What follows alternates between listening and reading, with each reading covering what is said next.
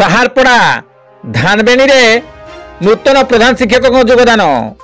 केन्दुझर जिला साहारपड़ा ब्लॉक धानबेणी सरकारी उच्च प्राथमिक विद्यालय रे नूतन प्रधान शिक्षक भाव निरंजन महांत योगदान करिसेंती। दीर्घ 4 वर्ष ही उच्च प्राथमिक विद्यालय रे प्रधान शिक्षक पदवी फांका थिला।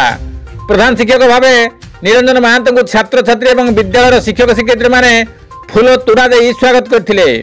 विद्यालय दायित्व रे थिबा शिक्षयित्री कुसुमिता मंजरी सेठी ठारू दायित्व हस्तांतर बेले धानबेणी सर्कल सीआरसीसी विश्वनाथ महांत, शिक्षयित्री कुसुमिता मंजरी सेठी, राजश्री मुर्मू, पद्मिनी महांत, शिक्षक अभय कुमार जेना, प्रदीप महांत सहित पूर्वतन अवसर प्राप्त शिक्षक राज्यपाल पुरस्कार प्राप्त सुकांत महांत, रंजन महांत, पूर्णचंद्र महांत, देवाशीष महांत एवं ग्रामवासी माने उपस्थित थिले।